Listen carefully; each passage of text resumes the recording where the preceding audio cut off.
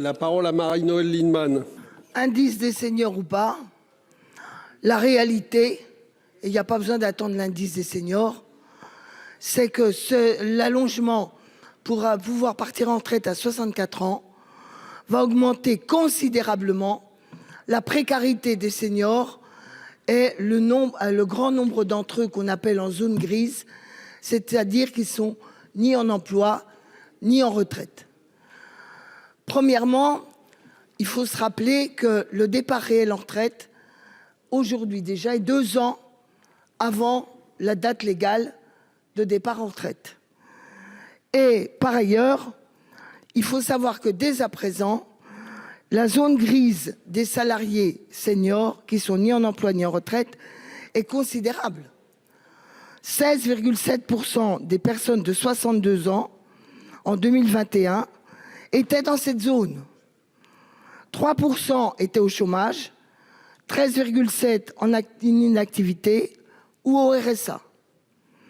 Si la réforme de 2010, parce qu'on nous dit en allongeant la durée pour pouvoir passer légalement en retraite, ça va inciter, ça va allonger et améliorer l'emploi du senior.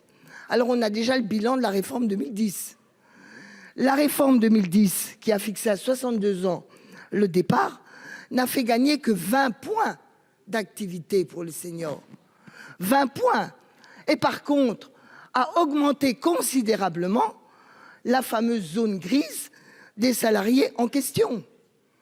Ça n'a pas été une amélioration de l'emploi des seniors, ça a été une détérioration de la situation massive des seniors qui sont dans cette zone grise. Évidemment, c'est très inégalitaire. C'est très inégalitaire parce que le nombre d'ouvriers en zone grise a, pendant ce temps-là, lui augmenté de 16%. Et en 2019, à 61 ans, il y a plus de seniors qui sont dans la zone grise que de seniors qui sont en emploi. C'est donc, on voit bien qu'on est en train de changer structurellement les dernières années de la vie des seniors avant d'avoir droit à la retraite.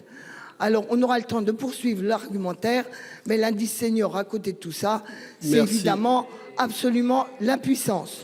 Vous nous expliquez que l'index ne doit avoir lieu que dans les grandes entreprises de plus de 350 salariés. 300.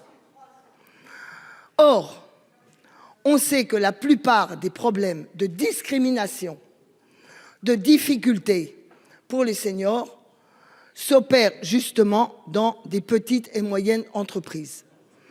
Pour des raisons qui peuvent être compréhensibles, c'est que la souplesse de reconversion est souvent moindre que dans les grandes entreprises. En tout cas, dans ces entreprises-là, il n'y aura aucune protection sur le fait que l'éviction des seniors qui a lieu à égalité au moins, si ce n'est plus, ne sera pas traitée.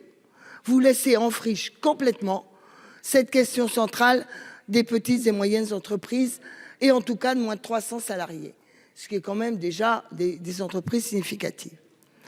La deuxième raison, c'est qu'il n'y a pas de sanction. Alors là, c'est simple. C'est vous comptez sur quoi? On va mettre des cierges? On va faire des gris-gris? On va prendre des épingles sur des trucs vaudous en espérant que ça marche? Par quel miracle, ce qui n'a pas marché jusqu'à présent par la bonne volonté des gens, va simplement marcher parce qu'on va soi-disant afficher un index?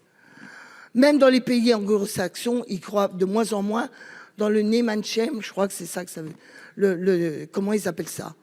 Donc en réalité, ça n'aura aucune efficience.